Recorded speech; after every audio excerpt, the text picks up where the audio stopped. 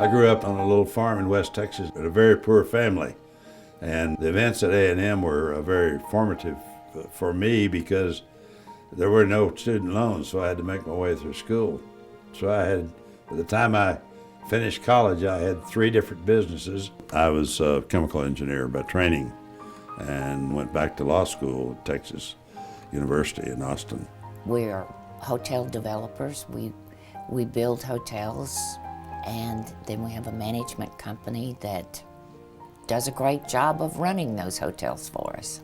The company has been in existence in one form or another for about 50 years.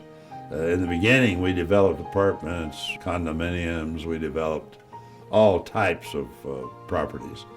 On the hotel side, we started about 25 years ago to specialize only in hotels. We had a shopping center in Sherman, Texas, and we had a piece of ground left over. What are we going to do? So I said, let's do a hotel. We had no clue what we were doing, of course. And so we built a hotel, and it took off because there was a lack of hotel rooms in the market. So we thought we'd found the Holy Grail. We had been building Ramada Inns in the Northwest, in Oregon and Washington. We had the franchise for 2 states, and they started to trail off a little bit in popularity. So I thought, well, this is pretty easy. We're just going to do our own brand. So we built 16 of our own brand Greenwood Inns. This started as a small family business, and as we've grown, it's been very important to Gene to maintain a family-style atmosphere. I think he's done a great job of that. It's something that we strive to maintain every day, and I think the people appreciate it. We have a family culture in our company that we protect at all costs, and we like to think of each of our managers and each of our personnel at the property level of being part of that family. We want everybody to be happy. We want them to be proud of that hotel they work in. We try to interact with all of our people and keep them on board and make them feel free to come to us if they have a problem. We have a total open door policy. Anyone in the company can call me. They can call any one of our executives at any time. Our employees take a lot of pride in the company because they see that we take a lot of pride in the company. I have the most pride in selecting and keeping outstanding associates. I think that's the lifeblood of our business, and it's important. The most important thing we do is selecting associates. So I'd say that's probably my greatest accomplishment. When our guests check into the hotel, they can expect to see a beautiful place, friendly people, people that are very helpful, very service-oriented to make them feel like they're at home. Every employee is a salesperson, from the national sales manager on down to the maids. And if you don't have that culture, you're not going to be successful in the hospitality business. People have to like serving our guests. They're the face of the company. They have to be cheerful, happy, and willing to serve in a manner that is exceptional every day and be consistent about it, which is hard to do. I measure the performance of the company, obviously, like everyone else, with the bottom line and how it relates to our peers. But I further measure it by how happy our associates are. Selecting a site is probably at least 50% of the success of the hotel business. So we study intensely the occupancy rates in the various markets, and then we try to select the best site in that market, and we'll overpay for a site if we need to get the best site. And as far as brand is concerned, the 2 major brands in the market, as everyone knows, are Marriott and Hilton. We haven't built any other brands.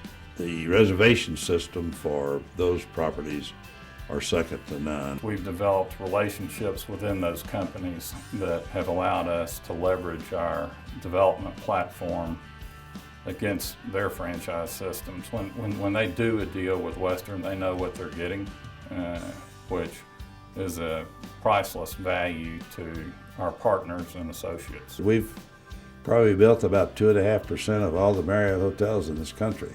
Once we have a financial partner, they always stick with us because we deliver great returns to our partners.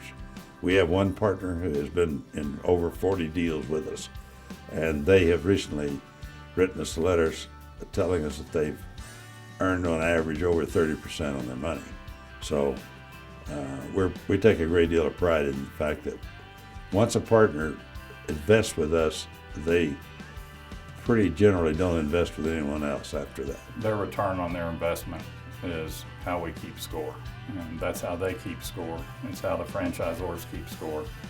So you have to drive results and stay ahead of the curve, and that's what we strive to do every day. I don't always measure it by the income, although that's the way you keep score. So it's necessary to make money. If you don't make money, nothing else matters. But money is like fertilizer. If you don't spread it around, it doesn't do any good for anybody. So we like to make money, but we like to distribute part of it to our associates and to our partners. We want to be fair and forthright with the people we deal with. I'm a great believer in community service and philanthropy. If you're fortunate enough to make money, you need to spend some of that money, give some of that money back to the community.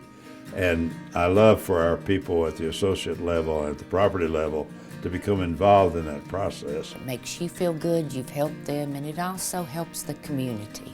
Well, community service is not only important to our company, but it's important in our society. If you make money, you should give part of it back. The best way to do that is to give it to people who are less fortunate than you. Give them a hand up and not a handout. If you're just starting out in the hospitality industry as an associate, learn everything you can, go to school every chance you get, and try to learn from the people you're working with every day. If I could start over, I would probably do the same thing all over again, except that I wouldn't have had the 2 or 3 failures. You always have failures in business. It's not a matter of if, it's how many. If you don't have the fortitude to cope with failure, you don't need to be in business for yourself. If your growth stops, your dying starts. So you must grow. Growth is necessary for the mental well-being and the physical well-being and the monetary well-being of any company.